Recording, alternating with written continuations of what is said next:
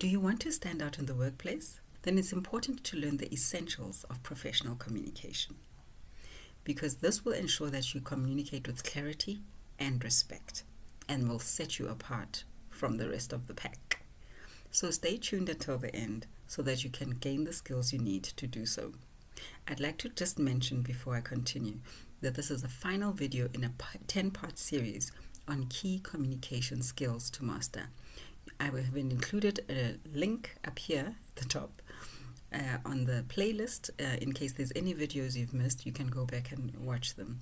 And while you're at it, please do like, subscribe. There's a subscribe button right here, as well as post any questions you have in the comments below.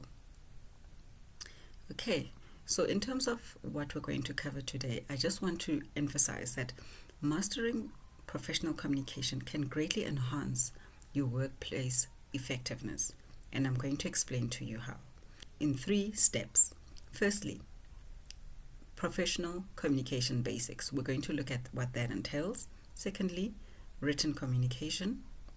And lastly, presenting with confidence.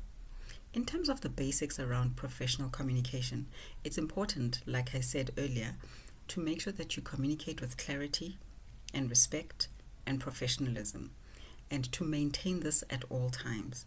Make sure that when you speak to people, whether you disagree with them or not, whether you get along with them or not, whether they're saying something you agree with or not, that you always conduct yourself with the utmost professionalism. Make sure that you speak with respect, don't shout and scream unnecessarily, and also be clear in what you need to say.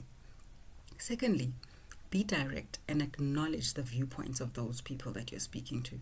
Get straight to the point. Don't waffle and beat about the bush. Just say what you need to say clearly and succinctly without wasting any time. And also, again, like I said, whether or not you agree with the person, whether or not you like the person, acknowledge what they have to say, and listen to what they are saying to you. Because when you're listening to people, especially in professional settings, you're then able to resolve issues and come to an amicable solution. And then in terms of your written communication, it's important to make sure again that you are clear and concise in what you're wanting to say. Don't waffle, again, like I said, and don't write long and verbose emails, especially when it comes to emails and messages, because nobody has time for that. And this is a lesson that I had to personally learn, because I like to get into a lot of detail when I write, and I want to explain every single thing. But I had to learn very quickly that it's best just to keep things short and concise and to the point without too much detail. Just write one sentence, what the email is about, what it is that you need, and conclude it. Nothing more, nothing less. And also, especially when you're communicating with people who are not necessarily in the same field that you work in, make sure that you avoid jargon, because once you start using big words and abbreviations that people don't understand, you can lose the person that you're speaking to, and then they won't understand what you're trying to say. So it's important, keep it simple, keep it short, and don't use words or phrases or language that the person doesn't understand, and avoid jargon, because by doing so it will make sure that the person truly understands what you're trying to portray. And thirdly, it's important to learn how to do presentations. And the only way really to master presentations is to prepare and practice thoroughly. I know that actually I heard this somewhere, and I'm sure most of you have heard it too, that most people are afraid of speaking in front of people. It really rattles them. But if you've prepared, if you've practiced thoroughly and gone through your presentation, you'll be fine. And as much as possible, use visuals. It's a fact that people remember more images that they've seen than text. Don't make your presentations text heavy. Just have at most 3 bullet points, very short, not more than 5 words each, right at a grade 5 level. I find make it as simple as possible, and use images that that complement what you're saying in your message. And also, the more you practice, like I said earlier, you'll be able then to overcome your anxiety. Practice in front of a mirror, practice with a friend, but just practice, because by doing so, you'll make sure that you're able to deliver your presentation with confidence. And also, make sure that you've got a strong opening and you summarize as you go, as well as a conclusion that is relevant to what you're saying.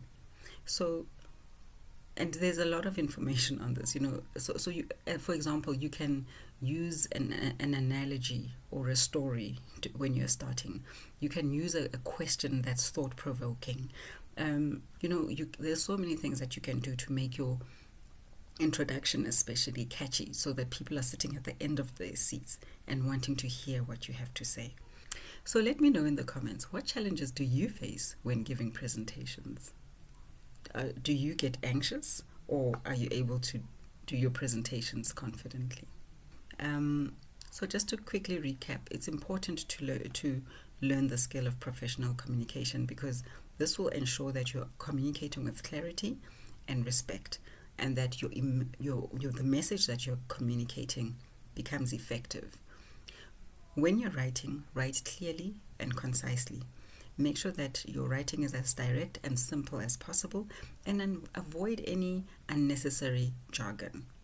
And lastly, when you give presentations, make sure that they're engaging and persuasive, and that the information that you give is able to hold the attention of your audience until the end.